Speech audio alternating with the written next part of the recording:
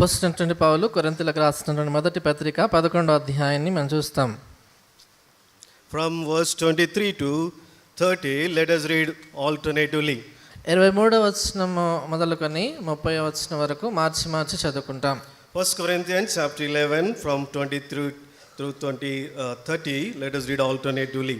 మొదటి కొరింథీ 11వ అధ్యాయం 23వ వచనం నుండి 30వ వచనం వరకు కూడా మార్చి చదువుతాం. నేను మీకు అప్పగించిన దాన్ని ప్రభు వలన పొందితిని. ప్రభువైన యేసు తను అప్పగింపబడిన రాత్రి ఒక రొట్టెనెత్తుకొని కృతజ్ఞతాస్తుతులు చెల్లించి, And when he had given thanks, he broke it and said, "Take it, this is my body, which is broken for you. Do this." ఆ ప్రకారమే భోజనమైన పిమ్మట ఆయన పాత్రను ఎత్తుకొని, ఈ పాత్ర నా రక్తం వలన క్రొత్త నిబంధన, మీరు దీనిలోని త్రాగునప్పుడల్లా నన్ను జ్ఞాపకం చేసుకుంటకే దీన్ని చేయడని చెప్పెను. For as often as you eat this bread and drink this cup, you proclaim the Lord's death till he comes. కాబట్టి ఎవడు అయోగ్యముగా ప్రభు యొక్క రొట్టె తినునో లేక ఆయన పాత్రలోని త్రాగునో వాడు ప్రభు యొక్క శరీరమును గుచ్చి రక్తమును గుచ్చి అపరాధి అగును. But he'll examine himself, and so let him eat of the bread and drink of the cup. ప్రభు శరీరం అని వివేచింపక తిని త్రాగువాడు తనకు శిక్షావిధి కలుగుటకే తిని త్రాగుచున్నాడు. For this reason many are weak and sick among you, and అయితే మనలో మనమే విమర్శించుకుని ఎడల తీర్పు పొందకపోదుము. may God bless the portion and use it for his glory. ప్రభు యొక్క భాగాన్ని ఆయన దీవించి తన మహిమార్థమై వాడుకొనుగా. Let us look unto God for his help and guidance. ప్రభు సహాయం నడుపుదల కొరకై ప్రార్థన చేస్తాం. My loving heavenly Father, once again I also come before thy presence. ప్రభు శరీరం అని వివేచింపక తిని త్రాగువాడు ತನಗೆ ಶಿಕ್ಷಾವಿಧಿ ಕಲುಗುಟ್ಟಕ್ಕೆ ತಿನಿ ತ್ರಾಗುತ್ಸುನ್ನಾಡು. ಯಾಕೆಂದರೆ ಕರ್ತನ ದೇಹವೆಂದು ವಿವೇಚಿಸದೆ ತಿಂದು ಕುಡಿಯುವನು, ಹಾಗೆ ತಿಂದು ಕುಡಿಯೋದರಿಂದ ನ್ಯಾಯ ತೀರ್ಪಿಗೊಳಗಾಗುವನು. The first thing when we gather around the table, we need to have discernment about this table. మొదటిదిగా మనం బల్ల చుట్టూ కూడి వచ్చినప్పుడు ఈ బల్లను వచ్చినటువంటి వివేచన మనం కలిగి ఉండాలి. ಮೊದಲನೇದಾಗಿ ನಾವು ಮೇಜಿನ ಸುತ್ತಲೂ ಸೇರಿ ಬಂದಾಗ ಮೇಜಿನ ಕುರಿತಾದ ವಿವೇಚನೆ ಉಳ್ಳಂತವರಾಗಿರಬೇಕು. The Corinthian church, they did not have this discernment. That's why they could not examine their lives properly. They participated worthily and they received the judgment of God. ఈ కొరింథీలో ఉన్నటువంటి వారు మరి బలను గురించిన వివేచన వారికి లేని కారణం చేత అయోగ్యమైనటువంటి విధానంలో వారు పాలు పొంది దేవుని ఉగ్రతకు వారు పాత్రులైనారు. ಕೊರಿಂಥದಲ್ಲಿರುವ ಸಭೆಯವರು ಮೇಜಿನ ಹತ್ತಿರ ಸೇರಿ ಬಂದಾಗ ವಿವೇಚನೆ ಇಲ್ಲದೆ ತಿಂದು ಕುಡಿಯೋದರಿಂದ ನ್ಯಾಯ ತೀರ್ಪಿಗೆ ಒಳಗಾದ್ರೆ ಅಂತ ನೋಡ್ತಾ ಇದ್ದೇವೆ. When we say discernment, we need to see the hidden things or the things that are behind. వివేచన అనే మాట మనం మాట్లాడినప్పుడు దాచబడిన సంగతులు లేక దాని వెనకాల ఉన్న సంగతులు ఏంటనేవి తెలుసుకోవాలి. ವಿವೇಚನೆ ಎಂಬುದಾಗಿ ನೋಡುವಾಗ ರಹಸ್ಯ ಸಂಗತಿಗಳು ಅದರ ಹಿಂದಗಡೆ ಇರುವಂತಹ ಸಂಗತಿಗಳನ್ನು ಕುರಿತಾಗಿ ನೋಡ್ತೇವೆ. For your understanding, let us turn to Matthew's Gospel chapter 16. మన గ్రహింపు కొరకై మత్తయి సువార్త 16వ అధ్యాయం చూస్తాము. Let us ಹೆಚ್ಚಾಗಿ ಅರ್ಥ ಆಗುವಂತೆ ಮತ್ತಾಯನ ಬರೆಸುವಾರ್ತೆ 16ನೇ ಅಧ್ಯಾಯಕ್ಕೆ ನಮ್ಮ ಸತ್ಯವನ್ನು ತಿಳಿಸೋಣ. Let us read 2 and 3. 2-3 వచనాలను చదువుకుంటాం. 2 ಮತ್ತು 3 ವಚನಗಳನ್ನು ನಾವು ಓದಿಕೊಳ್ಳೋಣ. He answered and said to them, when it is evening, you say it will be fair weather, for the sky is red, and in the morning it will be foul weather today, for the sky is red and threatening. Hypocrites, you know how to discern the face of the sky, but you cannot discern the signs of the times. సాయంకాలమున మీరు ఆకాశం ఎర్రగా ఉన్నది గనక వర్షం కురియదనియు, ఉదయమున ఆకాశం ఎర్రగాను మబ్బుగా ఉన్నది గనక నేడు గాలివాన వచ్చునని చెప్పుదురు కదా. మీరు ఆకాశ వైఖరి వివేచింపనెరుగుదురు కానీ ఈ కాలముల సూచనలను వివేచింపలేరు. ಸಂಜೆ ವೇಳೆಯಲ್ಲಿ ನೀವು ಆಕಾಶವು ಕೆಂಪಾಗಿದೆ, ನಿರ್ಮಲ ದಿನ ಬರುವುದು ಅನ್ನುತ್ತೀರಿ. ಬೆಳಿಗ್ಗೆ ಆಕಾಶವು ಮೋಡ ಮುಚ್ಚಿಕೊಂಡು ಕೆಂಪಾಗಿದೆ, ಈ ಹೊತ್ತು ಗಾಳಿ ಮಳೆ ಅನ್ನುತ್ತೀರಿ ಅಲ್ಲವೇ? ಆಕಾಶದ ಸ್ಥಿತಿಯನ್ನು ನೋಡಿ ಇದು ಹೀಗೆ ಅದು ಹಾಗೆ ಅನ್ನುವುದಕ್ಕೆ ಬಲ್ಲಿರಿ, ಆದರೆ ಈ ಕಾಲದ ಸೂಚನೆಗಳನ್ನು ತಿಳಿದುಕೊಳ್ಳಲಾರಿರಿ. Here Pharisees, they were able to discern, or they were able to know, understand the coming rain by looking at the skies. ఇక్కడ పరిసయ్యులైనటువంటి వాళ్ళు ఆ మబ్బులను చూసి వారు ఆకాశ వైఖరి వర్షం కురుస్తుందా లేదా అనేది వివేచించగలిగారు. ಇಲ್ಲಿ ಪರಿಸರವನ್ನು ನೋಡುವಾಗ ಆಕಾಶವನ್ನು ನೋಡಿ ಮಳೆ ಬರುತ್ತದೋ ಇಲ್ಲ ಎಂಬ ವಾತಾವರಣ ಕುರಿತಾಗಿ ವಿವೇಚಿಸ್ತಾ ಇದ್ದರು. So it did not rain still and they did not see the water coming from sky, but they were able to say that it is going to rain by looking at the sky. అప్పటికి ఇంకా వర్షం కురియలేదు, నీళ్ళు ఇంకే రాలేదు. కానీ ఆకాశం వైపు చూసినప్పుడు మబ్బులు ఉన్నాయి కాబట్టి వర్షం కురుస్తుందని వాళ్ళు చెప్పగలుగుతున్నారు, వివేచించారు. ಇನ್ನು ಮಳೆ ಬರದೇ ಇದ್ದರೂ ಕೂಡ ಅವರು ಆಕಾಶವನ್ನು ನೋಡಿ ಮಳೆ ಬರುತ್ತದೋ ಇಲ್ಲ ಎಂಬುದಾಗಿ ವಿವೇಚಿಸಿ ಹೇಳುವಂತವರಾಗಿದ್ದರು. So this is the meaning of discernment, and we have to see the hidden things or the things that buried behind the table. కాబట్టి వివేచన అంటే దాని అర్థం అది అంటే ఈ బల్ల వెనకలో ఉన్నటువంటి మర్మం ఏంటి, దాని యొక్క రహస్యమైన సంగతులు దాని వెనకలు ఏమున్నాయి అనేది మనం తెలుసుకోవాలి. ಈ ವಿವೇಚನೆ ಎಂಬುದಾಗಿ ನೋಡುವಾಗ ಈ ಮೇಜಿನ ಹಿಂದೆ ಇರುವಂಥ ರಹಸ್ಯಗಳನ್ನು, ಅದರ ಹಿಂದೆ ಇರುವಂಥ ವಿಷಯಗಳನ್ನು ನಾವು ವಿವೇಚಿಸಿ ತಿಳ್ಕೊಳ್ಳುವಂತವರಾಗಿದ್ದೇವೆ. So on the table we can see bread and wine. ఇక్కడ బల్ల దగ్గర మనము రొట్టె ద్రాక్ష రసాన్ని చూస్తున్నాం. ನಾವು ಮೇಜಿನ ಮೇಲೆ ರೊಟ್ಟಿ ಮತ್ತು ದ್ರಾಕ್ಷಾರಸವನ್ನು ನೋಡ್ತೇವೆ. These are emblems, they represent the body of Christ and the blood shed on the cross of Calvary. కాబట్టి చిహ్నాలుగా మరి యేసు ప్రభువారు కల్వరి శిలువ మీద చిందించినటువంటి రక్తానికి, తర్వాత విరవబడినటువంటి ఆయన శరీరానికి సాదృశ్యాలుగా ఉన్నాయి. ಈ ಮೇಜಿನ ಮೇಲಿರುವಂಥ ಚಿಹ್ನೆಗಳು ಯೇಸು ಕ್ರಿಸ್ತನ ದೇಹಕ್ಕೂ ಆತನ ರಕ್ತಕ್ಕೂ ಸಾದೃಶ್ಯವುಳ್ಳಂತಾಗಿವೆ. What we need to discern by looking at these two things? ఈ రెండు సంగతులను చూడడం ద్వారా మనం ఏం వివేచించాలి? ನಾವು ಎರಡು ವಿಷಯಗಳನ್ನು ನೋಡುವಾಗ ನಾವು ಯಾವುದನ್ನು ವಿವೇಚಿಸಬೇಕು? When we look at the bread, we need to discern the body of Christ which was torn on the cross of Calvary. ఆ రొట్టెను మనం చూసినప్పుడు కల్వరి శిలువ పైన మన కొరకే చీల్చబడినటువంటి ప్రభు శరీరం మన జ్ఞాపకం రావాలి. ನಾವು ರೊಟ್ಟೆಯನ್ನು ನೋಡುವಾಗ ನಮಗೋಸ್ಕರವಾಗಿ ಕರ್ತನ ಶರೀರವು ಕಲ್ವಾರಿ ಕ್ರೂಜ ಮೇಲೆ ಹರಿದಿರುವುದನ್ನು ನೋಡುವಂತರಾಗಿದ್ದೇವೆ. When we look at this wine, we have to discern the precious blood which was shed on the cross of Calvary till the water gushed out. కాబట్టి ఆ ద్రాక్షారసాన్ని చూసినప్పుడు కల్వరి శిలువ పైన చిందించబడినటువంటి ఆయన ప్రశస్త రక్తము పూర్తిగా రక్తం కారిపోయి నీరు చివరిలో వచ్చిన ఆ యొక్క రక్తమును మనం వివేచించాలి. ಮೇಜಿನ ಮೇಲಿರುವಂತಹ ದ್ರಾಕ್ಷಾರಸವನ್ನು ನೋಡುವಾಗ ಕರ್ತನ ಪ್ರಶಸ್ತವಾದ ರಕ್ತವು ಕೊನೆಯ ನೀರಿನ ಹನಿಯವರೆಗೂ ಸುರಿದಂತಹ ರಕ್ತವನ್ನು ಕುರಿತಾಗಿ ವಿವೇಚಿಸುವಂತವರಾಗಿದ್ದೇವೆ. So whenever we come around the table, first thing we need to know the love of Christ which was displayed on the cross of Calvary. కాబట్టి బల్ల చుట్టూ మనం వచ్చినప్పుడల్లా మొదటగా జ్ఞాపకం చేయాల్సిన సంగతి ఏంటంటే కల్వరి శిలువ పైన యేసు ప్రభువారు మన కొరకే కనపరిచినటువంటి ఆయన ప్రేమ మనం వివేచించాలి. ನಾವು ಮೇಜಿನ ಹತ್ತಿರ ಬರುತ್ತಿರುವಾಗ ಮೊಟ್ಟ ಮೊದಲನೇದಾಗಿ ಕಲ್ವಾರಿ ಕ್ರೂಜ ಮೇಲೆ ಕರ್ತನಾದ ಯೇಸು ಕ್ರಿಸ್ತನು ನಮಗೋಸ್ಕರವಾಗಿ ತೋರಿಸಿದಂಥ ಮಹಾಪ್ರೀತಿಯನ್ನು ನೋಡುವಂತವರಾಗಿದ್ದೇವೆ. What a great price he paid on the cross of Calvary for you and me. నీ కొరకు నా కొరకై కల్వరి శిలువ పైన ఆయన ఎంత గొప్ప క్రయం చెల్లించాడని జ్ఞాపకం చేసుకోవాలి. ಆತನು ನನಗೋಸ್ಕರವಾಗಿ ನಿನಗೋಸ್ಕರವಾಗಿ ಕಲ್ವಾರಿ ಕ್ರೂಜ ಮೇಲೆ ಸಲ್ಲಿಸಿರುವಂಥ ದೊಡ್ಡ ಕ್ರಯವನ್ನು ವಿವೇಚಿಸುವಂತವರಾಗಿದ್ದೇವೆ. The second thing we need to discern is how holy these two are tells us. కాబట్టి రెండవదిగా మనం వివేచించాల్సిన సంగతి ఏంటంటే అవసరమైనటువంటి ఆ రెండు సంగతులు ఎంత పవిత్రమైనవి, పరిశుద్ధమైనవని మనం వివేచించాలి. ಎರಡನೇ ವಿವೇಚಿಸಬೇಕಾದ ವಿಷಯ ಏನೆಂದರೆ ಆ ಇಟ್ಟಿರುವಂಥ ಚಿಹ್ನೆಗಳು ಎಷ್ಟು ಪರಿಶುದ್ಧವಾದವುಗಳು ಎಂಬುದನ್ನು ನೋಡ್ತಾ ಇದ್ದೇವೆ. Not because they are put on a white cloth and covered with white cloth, not because of that they are holy. కాబట్టి అక్కడ ఏదో తెల్ల బట్ట దాని మీద కప్పామని ఏదో పరిశుద్ధంగా కనబడేటట్లుగా చూస్తున్నాం అనేది దాన్ని బట్టి కాదు పరిశుద్ధత. ಆ ಮೇಜಿನ ಮೇಲಿರುವಂಥ ಚಿಹ್ನೆಗಳನ್ನು ಬಿಳಿ ಬಟ್ಟೆಯಿಂದ ಮುಚ್ಚಿದ್ದಾರೆ ಎಂಬುದಾಗಿ ಪರಿಶುದ್ಧತೆ ಎಂಬುದಾಗಿ ನೋಡುವಂಥದ್ದಲ್ಲ. So we need to see the holiness that was in Jesus Christ. అంటే యేసుక్రీస్తు ప్రభువులో ఉన్నటువంటి ఆ పరిశుద్ధతను మనం చూడాలి. ಆದರೆ ಯೇಸು ಕ್ರಿಸ್ತನಲ್ಲಿರುವಂಥ ಪರಿಶುದ್ಧತೆಯನ್ನು ನಾವು ನೋಡುವಂತವರಾಗಿದ್ದೇವೆ. In him there was no sin. ఆయనలో ఏ పాపము లేదు. ಆತನಲ್ಲಿ ಯಾವುದೇ ಪಾಪವಿಲ್ಲ. He did no sin. ఆయన ఏ పాపము చేయలేదు. ಆತನು ಯಾವುದೇ ಪಾಪ ಮಾಡಲಿಲ್ಲ. So dear brothers and sisters, he was a very and he led a holy life and he is a holy God. కాబట్టి ఆయన అంటే యేసు ప్రభువారు ఆయన ఎంతో పరిశుద్ధమైన జీవితాన్ని జీవించాడు, పరిశుద్ధుడైనటువంటి దేవుడు ఆయన. ಯೇಸು ಕ್ರಿಸ್ತನು ಎಷ್ಟೋ ಪರಿಶುದ್ಧವಾದ ಜೀವಿತವನ್ನು ಜೀವಿಸಿದಂತವನು ಪರಿಶುದ್ಧನಾದಂಥ ದೇವರು. So that's why it says our Lord is holy God, and not only that, is consuming fire. అందుచేత చెప్పబడింది ఏంటంటే మన దేవుడు పరిశుద్ధుడైనటువంటి దేవుడు, అంతేకాదు ఆయన దహించు అగ్ని అయి ఉన్నాడని రాయబడింది. ಅದಕ್ಕಾಗಿ ನಾವು ಸತ್ಯದಲ್ಲಿ ನೋಡ್ತೇವೆ ಆತನು ಪರಿಶುದ್ಧನಾದಂಥ ದೇವರು, ಆತನು ದಹಿಸುವ ಅಗ್ನಿ ಎಂಬುದಾಗಿ.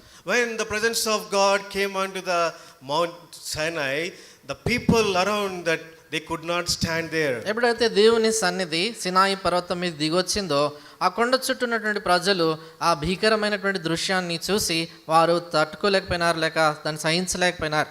ಯಾವಾಗ ದೇವರ ಮಹಿಮೆ ಸೀನಾಯಿ ಪರ್ವತದ ಮೇಲೆ ಇಳಿದು ಬಂದಿತೋ ಅಲ್ಲಿರುವಂತ ಇಸ್ರಾಯೇಲ್ ಜನರು ಅದನ್ನು ನೋಡಲಾರದೆ ಹೋದರು ಎಂಬ ನೋಡ್ತೇವೆ. When the man of God Uzziah touched the ark of God, immediately he died. కాబట్టి అక్కడ ఆ యాజకుడైనటువంటి మరియు యాజకుడు ఉజ్జా ఎప్పుడైతే దేవుని మందస్సంపై చేయి తాకి అలా ముట్టినాడో వెంటనే దేవుని ఉగ్రత పడి అక్కడే చనిపోయినాడు. ಅಷ್ಟೇ ಅಲ್ಲದೆ ಅಲ್ಲಿ ಯಾಜಕನಾದ ಉಜ್ಜನು ಕೂಡ ದೇವರ ಮಂಜೂಷವನ್ನು ಮುಟ್ಟಿದಾಗ ತಕ್ಷಣವೇ ಆತನು ಬಿದ್ದು ಸತ್ತು ಹೋದನೆಂಬುದನ್ನು ನೋಡ್ತೇವೆ. By all these things what we need to understand is our God is most holy God. కాబట్టి సంగతులన్నీ మనం చూస్తున్నప్పుడు మనకు అర్థం కావాలి ఏంటంటే మన దేవుడు అతి పరిశుద్ధుడైనటువంటి దేవుడు ఆయన. ಈ ವಿಷಯಗಳನ್ನ ನೋಡುವಾಗ ನಮ್ಮ ದೇವರು ಎಷ್ಟು ಪರಿಶುದ್ಧನೆಂಬುದನ್ನು ನೋಡ್ತಾ ಇದ್ದೇವೆ. There may be bread and wine, but it belongs to the God, and because of the body of Christ they are most holy. అక్కడ ఉంచబడినవి కేవలము రొట్టె ద్రాక్షరసమైనా కూడా అవి యేసుక్రీస్తు ప్రభువాని అతి పరిశుద్ధుడైనటువంటి ఆయనని జ్ఞాపకం చేస్తున్నాయి. ಅಲ್ಲಿರುವಂಥ ಚಿಹ್ನೆಗಳು ರೊಟ್ಟಿ ಮತ್ತು ದ್ರಾಕ್ಷಾರಸಗಳು ಕರ್ತನಾದ ಯೇಸು ಕ್ರಿಸ್ತನ ಪರಿಶುದ್ಧವಾದ ದೇಹವನ್ನು ಸಾದೃಶ್ಯವಾಗಿ ತೋರಿಸುವಂಥವುಗಳಾಗಿವೆ. The third thing we need to discern when we come around the table is we are going to have fellowship with Jesus Christ. మూడో సంగతి బల్ల చుట్టూ మనం వచ్చినప్పుడు మనం వివేచించాలి ఏంటంటే యేసు ప్రభుతో మనం సహవాసంలోనికి వస్తున్నామని. ನಾವು ಮೇಜಿನ ಹತ್ತಿರ ಬಂದಾಗ ಮೂರನೇದಾಗಿ ವಿವೇಚಿಸುವಂಥ ವಿಷಯ ಏನೆಂದರೆ ನಾವು ಯೇಸು ಕ್ರಿಸ್ತನೊಂದಿಗೆ ಅನ್ಯೋನ್ಯತೆ ಉಳ್ಳಂತವರಾಗಿದೆ ಎಂಬುದಾಗಿ. So imagine like that, our Christ is at the one end of the dining table, we are sitting along with him. కాబట్టి ఎలాగో ఊహించుకోవాలంటే భోజనం బల్ల ఉంది, అటువైపు యేసు ప్రభు కూర్చున్నాడు, ఇటువైపు మనం కూర్చున్నాం అన్నట్లు మనం ఊహించాలి. ನಾವು ಯಾವ ರೀತಿಯಲ್ಲಿ ಊಹಿಸ್ಕೊಳ್ಬೇಕೆಂದರೆ ಒಂದು ಮೇಜಿದೆ, ಮೇಜಿನ ಮೇಲೆ ಯೇಸು ಕ್ರಿಸ್ತನ ಒಂದು ಪಕ್ಕಕ್ಕೆ ನಾವು ಒಂದು ಪಕ್ಕಕ್ಕೆ ಒಂದೇ ಮೇಜಿನ ಮೇಲೆ ಊಟಕ್ಕೆ ಕೂತುಕೊಂಡಿರುವ ಹಾಗೆ ಊಹಿಸಬೇಕಾಗಿದೆ. Even though brothers bring bread and wine, but we need to discern the Christ himself is serving his body to us. మామూలుగా మనకి సహోదరులు బల్ల రొట్టె అవన్నీ పంచుతా అంటున్నారు, కానీ వాస్తవంగా చూసినట్లయితే యేసుప్రభువే ఆ విషయాల్ని మనకి పరిచయం చేస్తున్నాడు, ఆయన ఇస్తుంటున్నాడు. ಸಾಧಾರಣವಾಗಿ ಸಹೋದರರು ರೊಟ್ಟಿ ಮುರಿದು ದ್ರಾಕ್ಷಾರಸವನ್ನು ಕೊಟ್ಟಾಗಲೂ ಕೂಡ ಕರ್ತನಾದ ಯೇಸು ಕ್ರಿಸ್ತನೇ ಅದನ್ನು ನಮಗೆ ಕೊಡುತ್ತಾ ಇದ್ದಾನೆ ಎಂಬುದಾಗಿ ನಾವು ವಿವೇಚಿಸುವಂತವರಾಗಿದ್ದೇವೆ. That's why Jesus Christ in Matthew's Gospel 26 he said, who is dipping his hand along with me. కాబట్టి 26:5 26 chapter 26వ అధ్యాయం మత్తయి సువార్త 5లో చూసినట్లయితే అక్కడ నాతో పాటు ఈ యొక్క పాత్రలో చెయ్యి ఉంచువాడు అనేటువంటి మాట మనం చూస్తాం. ಅದಕ್ಕಾಗಿ ಮತ್ತಾಯನ ಬರೆಸೋದು 26ನೇ ಅಧ್ಯಾಯದಲ್ಲಿ ನಾವು ನೋಡ್ತಾ ಇದ್ದೇವೆ, ನನ್ನೊಂದಿಗೆ ಈ ಪಾತ್ರೆಯಲ್ಲಿ ಕೈ ಎದ್ದುವಂತವನೇ ಎಂಬುದಾಗಿ ಕರ್ತನು ಹೇಳ್ತಾ ಇದ್ದಾನೆ. That means that's why we call this one as communion. అంచేత మనం దీన్ని ఏమంటామంటే కమ్యూనియన్ అని ఇంగ్లీష్లో అంటారంటే అన్యోన్య సహవాసం. ಅದಕ್ಕಾಗಿ ಇದನ್ನು ಅನ್ಯೋನ್ಯತೆ, ಅನ್ಯೋನ್ಯ ಸಹವಾಸ ಎಂಬುದಾಗಿ ಕರೆಯುತ್ತಾರೆ.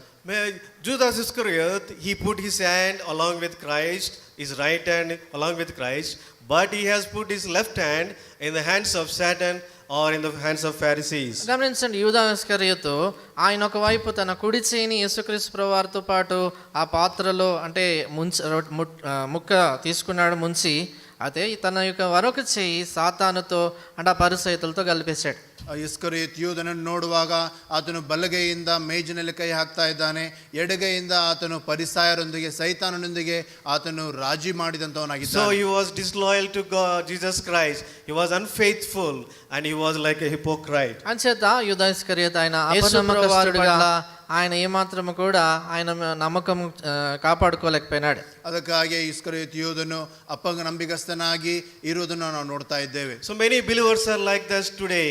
They are putting right hand in the hands of Christ and they are putting their left hand in the hands of Satan. They are leading a dual standard of life. అంచేత అనేక మంది విశ్వాసుల దినాల్లో అలాగే ఉంటారు. ఓ చెయ్యేమో యేసు ప్రభు చేతిలో పెడతారు, మరొక చెయ్యేమో లోకంలో లేక సాతాను చేతిలో ఉంచి ఈ ద్వంద్వ జీవితాన్ని జీవిస్తుంటారు. ಈ ರೀತಿಯಲ್ಲಿ ಈ ದಿನಗಳಲ್ಲಿ ವಿಶ್ವಾಸಿಗಳು ಕೂಡ ಒಂದು ಕೈಯನ್ನು ಯೇಸು ಕ್ರಿಸ್ತನೊಂದಿಗೆ ಮೇಜಿನಲ್ಲಿ ಇಡ್ತಾ ಇದ್ದಾರೆ, ಇನ್ನೊಂದು ಕೈಯನ್ನು ಸೈತಾನನೊಂದಿಗೆ ಲೋಕದೊಂದಿಗೆ ಇಡುವ ರೀತಿಯಲ್ಲಿ ದ್ವಂದ್ವ ಜೀವಿತವನ್ನು ಜೀವಿಸ್ತಾ ಇದ್ದಾರೆ. So dear brothers, we need to have such a 3-step discernment. This is the body and blood of Jesus Christ. This is most holy and I am going to have fellowship with Jesus Christ. అంచేత ప్రేమైన వాళ్ళారా, మనకి ఈ మూడంతల వివేచన ఉండాలి. మొదటగా అక్కడ యేసు ప్రభువారి యొక్క శరీరము ఆయన రక్తానికి సాదృశ్యం అనేది, తర్వాత రెండోదిగా అతి పరిశుద్ధమైనటువంటిదని, మూడోదిగా ఆయనతో మనం సహవాసం చేస్తున్నామని మనం గుర్తించాలి. ಅದಕ್ಕಾಗಿ ಈ ಮೂರು ವಿಷಯಗಳನ್ನು ನಾವು ವಿವೇಚಿಸುವಂತವರಾಗಿದ್ದೇವೆ. ಮೊದಲನೇದಾಗಿ ಇಲ್ಲಿರುವಂಥ ಚಿಹ್ನೆಗಳು ಕರ್ತನಾದ ಯೇಸು ಕ್ರಿಸ್ತನ ದೇಹವನ್ನು ರಕ್ತವನ್ನು ತೋರಿಸುವಂಥವುಗಳಾಗಿವೆ. ಎರಡನೇದಾಗಿ ಅವು ಪರಿಶುದ್ಧವಾದಂಥವುಗಳು.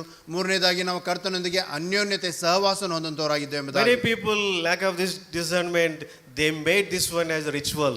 చాలా మందికి వివేచన లేకుండా ఆ బల్లను ఒక ఆచారంలా సాంప్రదాయంలా చేసేసారు. ಅದಕ್ಕಾಗಿ ಅನೇಕರು ಈ ವಿವೇಚನೆಗಳು ಇಲ್ಲದೆ ಅದನ್ನು ಆಚರಿಸುವುದರಿಂದ ಅದನ್ನು ಒಂದು ಸಂಪ್ರದಾಯವಾಗಿ ಆಚಾರವಾಗಿ ರೂಢಿಯಾಗಿ ಮಾಡಿಕೊಂಡಿದ್ದಾರೆ. So to the people who lack this discernment, it will be like a prasadam. కాబట్టి ఎవరికైతే ఈ వివేచన ఉండదో అలాంటి వాళ్ళకి అదో ప్రసాదం అని వాళ్ళు అనుకుంటారు అంతే. ಈ ವಿವೇಚನೆ ಇಲ್ಲದಂಥವರು ಇದನ್ನು ಒಂದು ಪ್ರಸಾದ ಎಂಬುದಾಗಿ ಅನ್ಕೊಳ್ತಾರೆ. But dear brothers and sisters, if you have this discernment, it helps you to examine yourself earnestly. కాబట్టి ప్రియమైన సోదరి సోదరులారా, మరి నిజంగా ఈ వివేచన నీకున్నట్లయితే యథార్థంగా నిన్ను నువ్వు పరీక్షించుకోవటానికి సహాయపడుతుంది. ಈ ಪ್ರಿಯತೆಯ ಸಹೋದರ ಸಹೋದರಿಯರೇ, ನೀವು ಈ ವಿವೇಚನೆ ಉಳ್ಳವಳಾಗಿದ್ದರೆ ಈ ಯಥಾರ್ಥವಾಗಿ ನಿನ್ನನ್ನು ಪರೀಕ್ಷಿಸಿಕೊಳ್ಳಬಹುದು. This is the second step Paul is telling, examine himself. కాబట్టి పౌలు చెప్పేటువంటి రెండవ మెట్టు ఏంటంటే మిమ్మల్ని మీరు పరీక్షించుకోనండి అని అంటాడు. ಅದನ್ನೇ ಕುರಿತಾಗಿ ಪೌಲನು ಹೇಳ್ತಾ ಇದ್ದಾನೆ, ನಿಮ್ಮನ್ನು ನೀವು ಪರೀಕ್ಷಿಸಿಕೊಂಡು ಎಂಬುದಾಗಿ. So first thing is this discernment will fill our hearts with great fear. కాబట్టి మొదటిదిగా ఈ వివేచన మన హృదయాల్లో గొప్ప దైవ భయమును కలుగజేస్తుంది. ಮೊಟ್ಟ ಮೊದಲನೇದಾಗಿ ಈ ವಿವೇಚನೆ ಅನ್ನುವಂಥದ್ದು ನಮ್ಮ ಹೃದಯದಲ್ಲಿ ಭಯವನ್ನು ಉಂಟು ಮಾಡುವಂಥದ್ದಾಗಿದೆ. The fear of the Lord gives us wisdom, then we'll understand our real status. దేవుని యొక్క భయం అనేటువంటిది మనకి జ్ఞానాన్ని ఇస్తుంది. ఆ జ్ఞానాన్ని బట్టి మన పొరపాట్లు తప్పిదాలు ఏంటో మనం గుర్తించగలుగుతాం. ಈ ದೇವರ ಭಯ ನಮಗೆ ತಿಳುವಳಿಕೆಯನ್ನು ಕೊಡುವಂಥದ್ದಾಗಿದೆ. ಅದರಿಂದ ಮಾಡುವಂಥ ನಾವು ತಪ್ಪುಗಳನ್ನು ಅರ್ಥ ಮಾಡಿಕೊಳ್ಳುವಂಥವರಾಗಿದ್ದೇವೆ. When the thief on the right side of Jesus Christ, filled with fear of God, immediately came to know that he was a great sinner. ఎప్పుడైతే యేసుప్రభువు వారి కుడి వైపున సిలువ వేయబడినటువంటి ఆ దొంగ దేవుని భయమైన హృదయంలోకి వచ్చిందో వెంటనే నేను ఘోరమైన పాపిని అని తాను ವಿವೇಚಿಸಗಲಿಗಾడు. ಶಿಲುಬೆಯ ಮೇಲೆ ಕರ್ತನು ತೂಗಾಡುತ್ತಿರುವಾಗ ಬಲಗಡೆ ಇರುವಂಥ ಕಳ್ಳನಿಗೆ ದೇವರ ಭಯ ಇರುವಾಗ ಆತನು ಯಾವ ರೀತಿಯ ಪಾಪಿ ಎಂಬುದಾಗಿ ತನ್ನನ್ನು ತಾನು ತಿಳಿದುಕೊಳ್ಳುತ್ತಾ ಬಂದನು. So the fear of the Lord, if he enters it in our heart because of discernment, immediately we will be filled with the divine knowledge and understand our sinful status, our mistakes, our foolishness. కాబట్టి దైవ భయం మన హృదయంలో నిండినట్లయితే అది మనకి ఈ వివేచన జ్ఞానాన్ని ఇస్తుంది. దాన్ని బట్టి మన పొరపాట్లు, మన తప్పిదాలు, మన బుద్ధిహీనతలు ఏంటనేది అర్థమయ్యేటట్లుగా చూపిస్తుంది మనకి. ಈ ರೀತಿಯಲ್ಲಿ ಈ ವಿವೇಚನೆ ನಮ್ಮಲ್ಲಿ ಇರುವಾಗ ಅದು ನಮ್ಮಲ್ಲಿ ದೇವರ ಭಯವನ್ನು ಉಂಟು ಮಾಡುವಂತಾಗಿದೆ. ಆ ಜ್ಞಾನದಿಂದ ನಾವು ನಮ್ಮ ತಪ್ಪುಗಳನ್ನು ತಿಳಿದುಕೊಳ್ಳುವಂತವರಾಗಿದ್ದೇವೆ. Not only that, this discernment will give us great reverence to the table. అదే కాదు, ఈ వివేచన ఆ బల్ల విషయమైనటువంటి గొప్ప భయభక్తులు, దాని గురించినటువంటి ఒక గౌరవాన్ని మనలో కలిగేస్తుంది. ಅಷ್ಟೇ ಅಲ್ಲದೆ ಈ ವಿವೇಚನೆ ಈ ಮೇಜನ್ನು ಕುರಿತಾದ ಒಂದು ನಿಜವಾದ ಭಯಭಕ್ತಿಯನ್ನು ನಮ್ಮಲ್ಲಿ ಉಂಟು ಮಾಡುವಂತದ್ದಾಗಿದೆ. Many people without the fear of the Lord, without the reverence, they are participating in the table because they lack this discernment. అనేక మంది ఆ బల్ల దగ్గరకు వచ్చినప్పుడు అలాంటి దానికి ఇవ్వాల్సినటువంటి ఆ భయభక్తులు ఇలాంటివి లేకుండా, ఆ వివేచన లేకుండా దాంట్లో పాలు పొందుతుంటున్నారు. ಅದಕ್ಕಾಗಿ ಅನೇಕರು ಆ ವಿವೇಚನೆ ಇಲ್ಲದೆ, ಆ ಭಯಭಕ್ತಿ ಇಲ್ಲದೆ ಈ ಮೇಜಿನಲ್ಲಿ ಪಾಲು ತೆಗೆದುಕೊಳ್ಳೋದನ್ನು That's ನೋಡ್ತೇವೆ. why instead of being blessed by God, they are receiving the punishment, judgment of God. అంచేత దేవుని చేత ఆశీర్వదించబడే దాని బదులుగా దేవుని యొక్క శిక్షకు, దేవుని యొక్క ఉగ్రతకు పాత్రలు అవుతున్నారు. ಅದಕ್ಕಾಗಿ ಆಶೀರ್ವಾದದ ಬದಲಾಗಿ ಅವರು ದೇವರ ಉಗ್ರತೆಗೆ, ಶಾಪಕ್ಕೆ ಗುರಿ ಆಗ್ತಾ ಇದ್ದಾರೆ. So this fear and reverence helps us to examine ourselves earnestly. అంచేత ఈ యొక్క భయభక్తులు ఎంతో ఆసక్తితో మనం పరీక్షించుకోవడానికి మనకు సాయం చేస్తుంది. ಈ ಒಂದು ವಿವೇಚನೆ, ಈ ಒಂದು ಭಯಭಕ್ತಿ ನಮ್ಮನ್ನು ನಾವು ಪರೀಕ್ಷಿಸಿಕೊಳ್ಳೋದಕ್ಕೆ ಸಹಾಯ ಮಾಡುವಂಥದ್ದಾಗಿದೆ. That's why Paul is telling in verse 28. Let us turn to 1 Corinthians chapter 11, 28. అంచేత పౌలు 1 కొరింథీ 11వ అధ్యాయం 28వ వచనంలో ఆయన అంటాడు. ಅದಕ್ಕಾಗಿ ಮೊದಲನೇ ಕೊರಿಂಥ 11:28ನೇ ವಚನದಲ್ಲಿ చదువుతాం, అందరం కలిసి చదువుతాం. ప్రతి మనుషుడు తను తాను పరీక్షించుకొని ఆ పాత్రలో నింపలాగవలెను. So we need to examine thoroughly. అంచేత మనము ఎంతో క్షుణ్ణంగా పరీక్షించుకోవాలి. ನಮ್ಮನ್ನು ನಾವು ಸಂಪೂರ್ಣವಾಗಿ ಪರೀಕ್ಷಿಸಿಕೊಳ್ಳಬೇಕು. Not only that, we have to examine ourselves, not others. అదే కాదు, మనల్ని మనం పరీక్షించుకోవాలి కానీ ఇతరులను పరీక్షించకూడదు. ಬೇರೆಯವರನ್ನಲ್ಲದೆ ನಮ್ಮನ್ನು ನಾವು ಪರೀಕ್ಷಿಸಿಕೊಳ್ಳಬೇಕು. Many times Christians say we are not examining others, but very subtly Satan making them to examine others.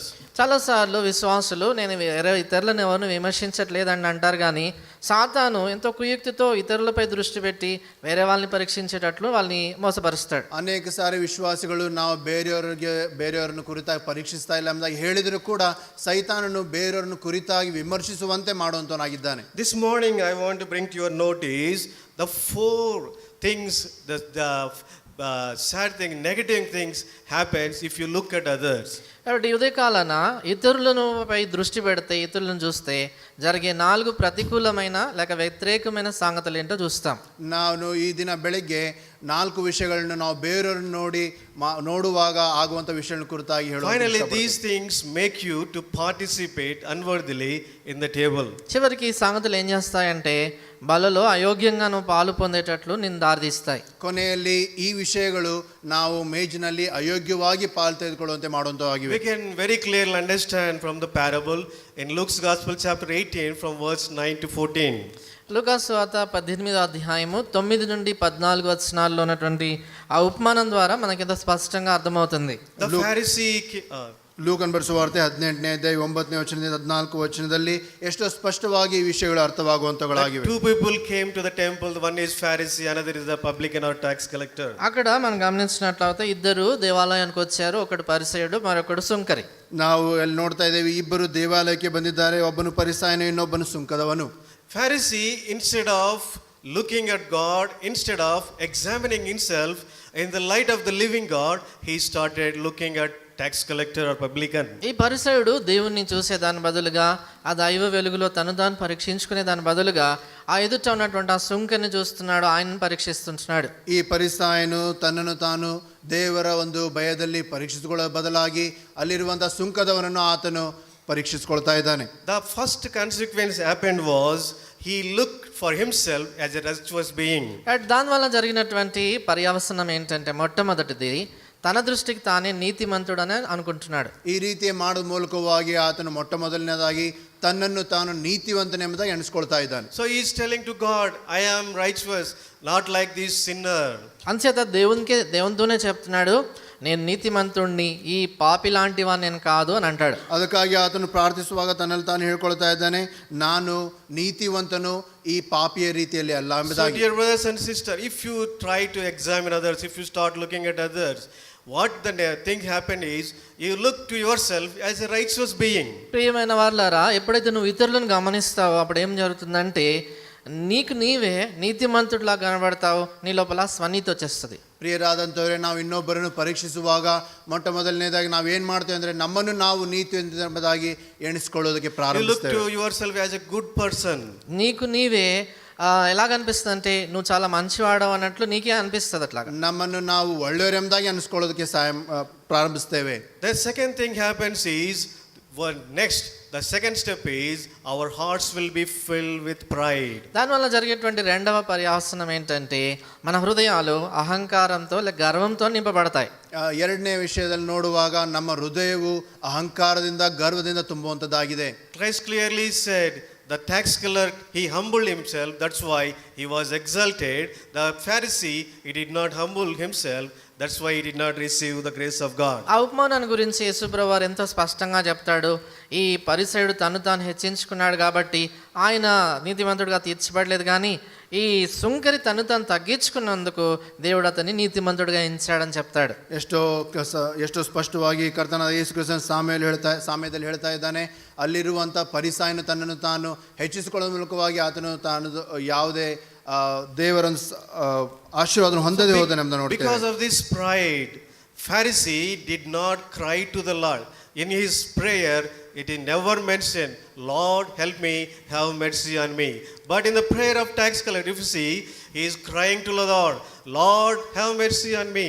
అంచేత ఆయనలో ఉన్న గర్వాన్ని బట్టి ఈ పరిసయ్యుడు ప్రార్థన మనం గమనించినట్లయితే ఒక్క మాట కూడా ప్రభా నేను పాపిని, నన్ను కరుణించు అని అన్నాడు. కానీ సుంకరి ప్రార్థనలో మనం చూసినట్లయితే ప్రభా పాపినైనా నన్ను కరుణించు అని అంటాడు. ಅದಕ್ಕಾಗಿ ಪರಿಸಾಯನು ತನ್ನ ಪ್ರಾರ್ಥನೆಯಲ್ಲಿ ಎಲ್ಲಿಯೂ ಕೂಡ ಕರ್ತನೆ ಪಾಪಿಯಾದ ನನ್ನನ್ನು ಕರುಣಿಸು ಎಂಬುದಾಗಿ ಹೇಳಿಲ್ಲ, ಆದರೆ ಸುಂಕದವನಾದರೂ ಪಾಪಿಯಾದ ನನ್ನನ್ನು ಕರುಣಿಸು ಎಂಬುದಾಗಿ ಪ್ರಾರ್ಥಿಸ್ತಾ ಇದ್ದಾನೆ. So the people who are with selfishness, who are with self-righteousness, who are with pride, they will never seek the forgiveness of God. అంచేత స్వనీతితో నింపబడినటువంటి వారు, గర్వముతో నింపబడిన వారు ఎన్నడూ కూడా దేవుని క్షమాపణను, ఆయన కనికరాన్ని కోరరు.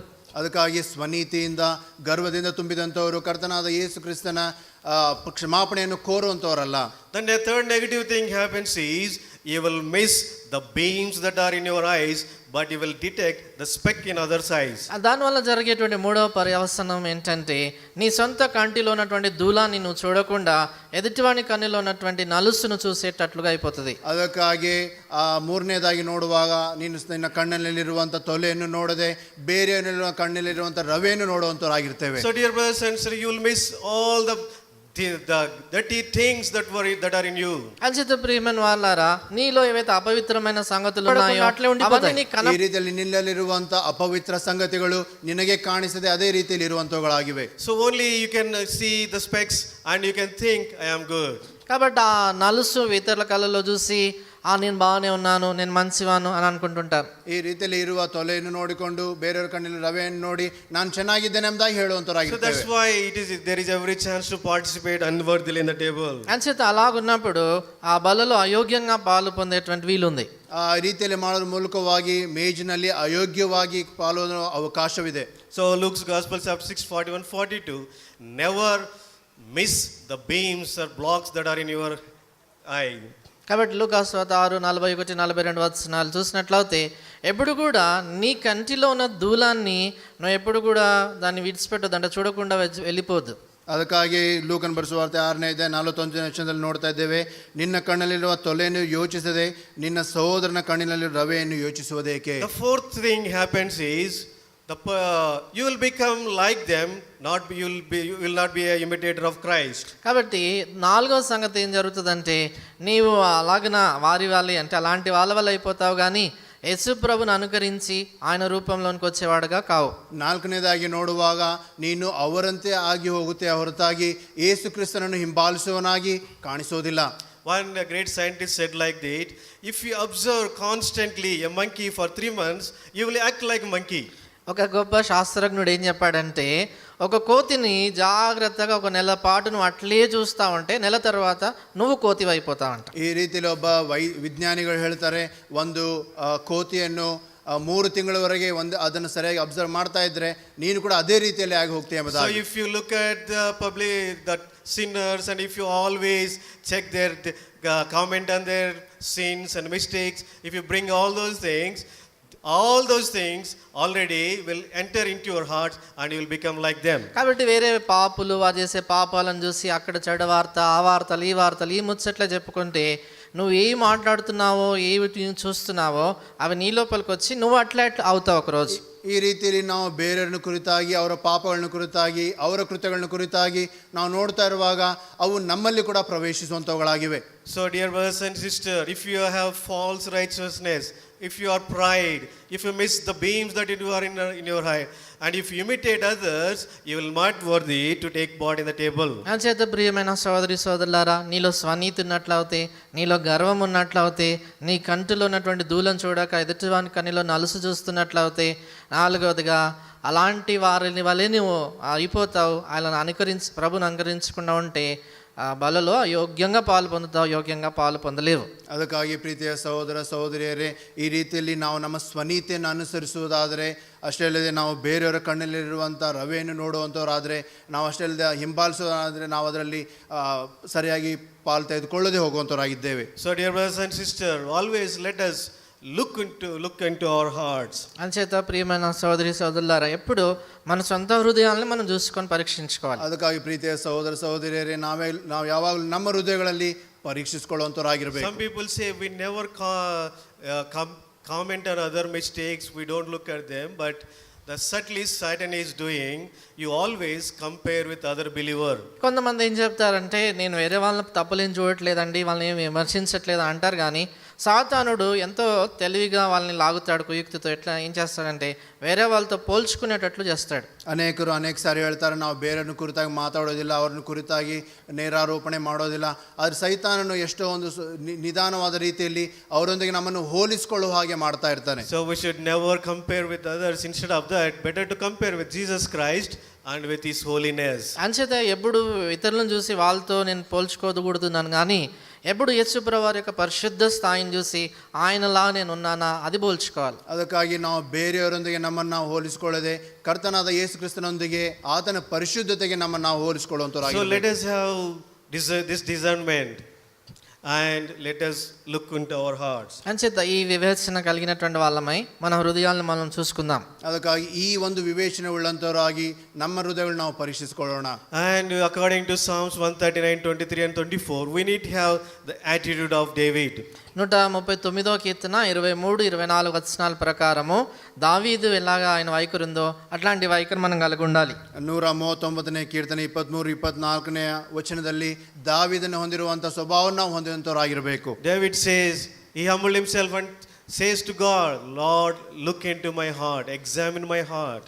దావీదు ఇక్కడ తను తాను తగ్గించుకొని దేవునితో అంటున్నాడు, దేవా నన్ను పరిశోధించుము, నా హృదయం తెలుసుకును, నన్ను పరీక్షించు, ఆలోచనలు తెలుసుకును అంటాడు. ಇಲ್ಲಿ ಕೀರ್ತನೆಯಲ್ಲಿ ದಾವೀದನು ಹೇಳ್ತಾ ಇದ್ದಾನೆ, ದೇವ ನನ್ನನ್ನು ಪರೀಕ್ಷಿಸಿ ನನ್ನ ಹೃದಯವನ್ನು ತಿಳಿದುಕೋ, ನನ್ನನ್ನು ಶೋಧಿಸಿ ನನ್ನ ಆಲೋಚನೆ ಗೊತ್ತು ಮಾಡು ಅಂತ ಹೇಳ್ತಾ ಇದ್ದಾನೆ. Always around the table, when we come around the table, we need to have this attitude and this prayer. అంచేత బల్ల చుట్టూ మనం ఎల్లప్పుడు వచ్చినప్పుడు కూడా ఎప్పుడు వచ్చినా కూడా ఇలాంటి వైఖరి ఉండాలి, అట్లాంటి ప్రార్థనతో మనం రావాలి. ನಾವು ಯಾವಾಗಲೂ ಕೂಡ ಮೇಜಿನ ಬಳಿ ಬರುವಾಗ ಈ ಒಂದು ವೈಖರಿಯಿಂದ ಈ ಪ್ರಾರ್ಥನೆಯಿಂದ ಬರುವಂತವರಾಗಿರಬೇಕು. We need to examine our lives in the light of the living God. కాబట్టి జీవం గల దేవుని యొక్క వెలుగులో మన జీవితాలను మనం పరీక్షించుకోవాలి. ಜೀವವುಳ್ಳಂತ ದೇವರ ಬೆಳಕಿನಲ್ಲಿ ನಮ್ಮನ್ನು ನಾವು ಪರೀಕ್ಷಿಸಿಕೊಳ್ಳಬೇಕು. And another important thing, if we need to be always sensitive to the promptings of our conscience. మరొక సంగతి ఏంటంటే మన మనస్సాక్షి మనతో చెప్తున్నటువంటి ఆ సంగతులకు ఎప్పుడైనా కూడా సున్నితమైనటువంటి స్పర్శ కలిగి అవేంటో వినేటట్లు మనం ఉండాలి. ನಾವು ಯಾವಾಗಲೂ ಕೂಡ ನಮ್ಮ ಮನಸ್ಸಾಕ್ಷಿಗೆ ಎಷ್ಟೋ ಪ್ರತಿಸ್ಪಂದಿಸುವಂತವರಾಗಿರಬೇಕು. కాబట్టి దేవుడు మనల్ని ఎట్లోపింపజేస్తాడంటే మన మనస్సాక్షిలో నుండి వచ్చేటువంటి ఆ స్వరము మనస్సాక్షి మనతో చెప్తుండే దాని ద్వారా, ಮನಸ್ಸಾಕ್ಷಿಯ ಒಂದು ಸ್ವರದಿಂದ ಎಷ್ಟೋ ಸಾರಿ ದೇವರು ನಮ್ಮನ್ನು ಒಪ್ಪಿಸಿಕೊಡುವಂತವನಾಗಿರ್ತಾನೆ. Don't put the hard surface against the conscious prickings. కాబట్టి నీ మనస్సాక్షి నిన్ను గుచ్చుతున్నప్పుడు దాన్ని అట్లాగనే అణిచివేసి గట్టిగా మొద్దుబారేటట్టు చేయకూడదు. ಮನಸ್ಸಾಕ್ಷಿಯ ಚುಚ್ಚುವಿಕೆಯನ್ನು ಯಾವಾಗಲೂ ನಾವು ಗಟ್ಟಿಯಾಗಿ ಮುಚ್ಚಕೂಡದು. So let us examine, let us hear the promptings of conscience. Let us have the attitude of David and let us look into our hearts and examine our life. అంచేత మనము మనసాక్షి మనతో మాట్లాడుతున్నప్పుడు మనసాక్షి చెప్పే ఆ స్వరాన్ని మనం విందాము. దావీదు లాంటి వైఖరి కలిగి మన హృదయాలను మనం పరీక్షించుకుందాం. ಈ ರೀತಿಯಲ್ಲಿ ನಾವು ನಮ್ಮ ಮನಸ್ಸಾಕ್ಷಿಗೆ ಕಿವಿಗೊಡುತ್ತಾ ದಾವೀದನ ವೈಖರಿಯನ್ನು ನಾವು ಹೊಂದಿಕೊಂಡು ನಾವು ಮೇಜಿನಲ್ಲಿ ಪಾಲು ತೆಗೆದುಕೊಳ್ಳೋಣ. May God help us to have this discernment and examine ourselves and help us to take part worthily in the table. తబి ఇలాంటి వివేచన మనం కలిగి ఉండి యోగ్యమైన విధానంలో బలలో మనం పాలు పొందినట్లు ఆయన మనకు సాయం చేయను గాక. ಈ ಒಂದು ವಿವೇಚನೆಯನ್ನು ಹೊಂದಿದಂತವರಾಗಿ ನಮ್ಮನ್ನು ನಾವು ಪರೀಕ್ಷಿಸಿಕೊಂಡು ಮೇಜಿನಲ್ಲಿ ಪಾಲು ತೆಗೆದುಕೊಳ್ಳುವಂತೆ ದೇವರು ನಮಗೆ ಸಹಾಯ ಮಾಡಲಿ. Come on to our knees. ನಮ್ಮ ಮೊಣಕಾಲುಗಳ ಮೇಲೆ ಬರೋಣ. అందరం కూడా మోకాళ్ళ మీదకి వచ్చి కళ్ళు మూసుకుందాం.